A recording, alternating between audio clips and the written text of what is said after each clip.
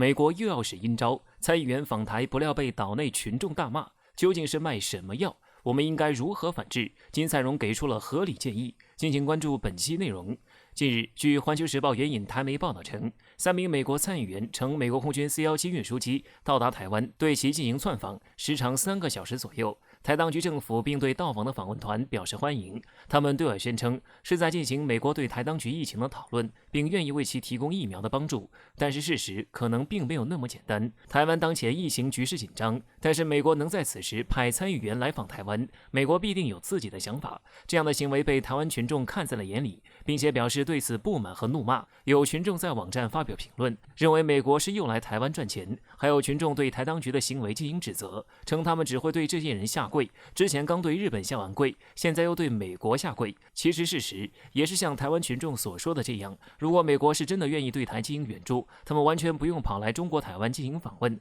向世卫组织提供疫苗，直接让其搬运过来就可以。为何还要在这个时候来访问呢？这样居心叵测的行为必定是有目的而来的，应该引起重视。中方一再表示坚决反对美国与台有任何形式的官方来往，但是美国却对此并不重视，这无疑是对中美关系的严重践踏，对中国主权的公然无视。美国一再强调其他国家应该遵守国际准则，但自己却严重违反了3个联合公报精神，这样的行为确实应该感到羞耻。中国向来以大局为重，没有拆穿美国以往的偷摸行为，但是在中方一贯明确的立场下，美国派3位参议员来台湾访问，却是对大陆底线的一步步试探。我们应该如何进行反制呢？我国著名国际关系专家金灿荣给出了合理的建议：一，在台湾问题上，我们应该看准核心，加强军事手段，给台湾增加一些军事压力，在相关海域大量进行反介入军事演练。2，遇到外来干涉人员时，应将对其制裁并列入黑名单，并对台当局也给出警告。中国是一个完整的中国，我们的立场明确，坚决维护祖国的统一是中国的使命。面对美国这样的无端干涉的行为，我们必须时刻做好最坏的打算。美国种种行为告诉我们，幻想能够说通美国的想法是错误的，我们必须面对实际情况，脚踏实地的去维护主权，这才是正确的做法。印度国防自主是为威慑中国，最该担心的为什么是美国？进行关注本期节目，了解详情。近日，有媒体报道，印度为了实现所谓的国防自主，对108种武器实行了禁止进口的命令。印国防部表示，未来印度要通过吸引新技术和新的制造力，来为印度的武器研发注入新动力。报道称，这份禁令清单将会从2021年至2025年逐步进行。除了多达100种的禁令清单以外，印度国防部为了加快引进先进潜艇制造技术，甚至提前归还了向俄罗斯租用的核潜艇。与此同时，还批准了一项高达59亿美元的建造新潜艇的方案。对此，有印媒表示，印度这次扩军是为了形成对中国的威慑。当然，印度在军事发展上步子迈得很大，国防自主化的构想也十分庞大。就比如印度花费达59亿美元的潜艇项目，这就是印度和外国合作并在本土生产使用的一项工程。印度最近也在与各个潜艇制造大国的企业谈判。印度方面的想法是，第一艘潜艇设备的国产化率达到45%以上，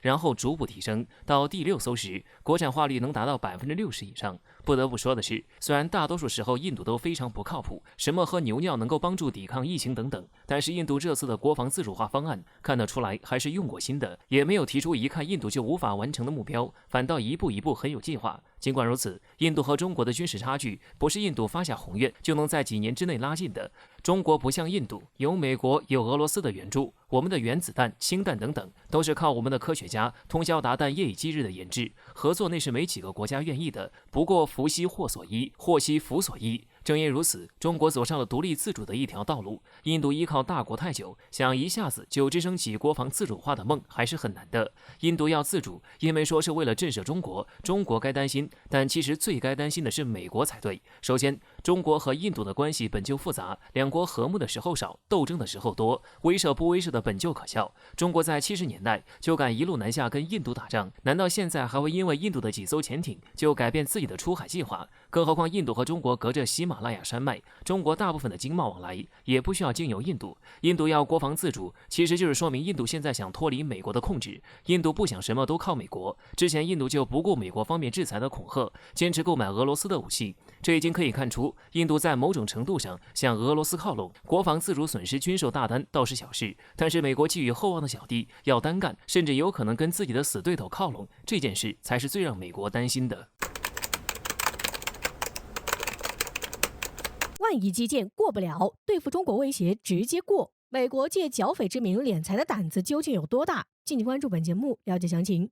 据观察者网的消息称，在6月8号当天，美国参议院以32票反对、68票赞成的结果通过了一项针对中国所谓科技威胁的议案。这一法案将拨款1900亿美元左右来加强美国的科技和科学研究。该法案还将另外批准540亿美元用于增加美国在半导体和电信设备方面的研发投入，其中20亿美元将用来提高汽车制造商需要的芯片制造能力，以弥补目前产能不足和供应短缺。简单来说，就是为了这一议案，美国将投资2500亿美元，只为遏制中国。从这条消息中，我们也能看出来美式双标究竟有多离谱。此前，拜登为了振兴国内经济、加强基础交通设施的万亿基建项目，这种惠民惠国的议案通不了，而这再加上了一个对付中国威胁的名头后，2500亿美元的项目就这么过了。不过，这也让外界知道了美国高官们借剿匪之名敛财的胆子有多么的大。这里可能就会有人好奇了，这不是为了推动美国科技的发展才推出的法案吗？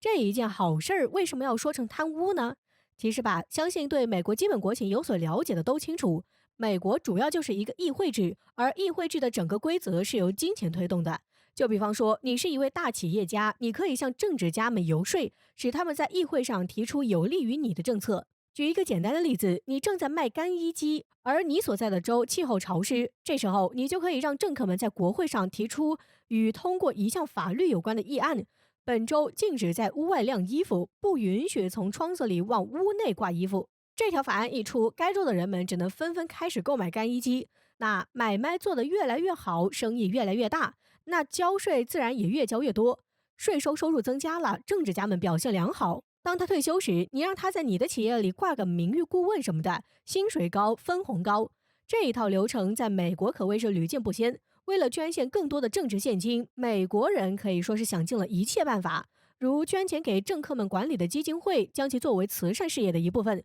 这也是美国慈善事业发达的一部分原因。在2020年以前，大量的公知们喜欢夸耀美国富豪心怀天下，但美国人背后的勾当一次又一次的在证明，这些公知的眼睛都是瞎的。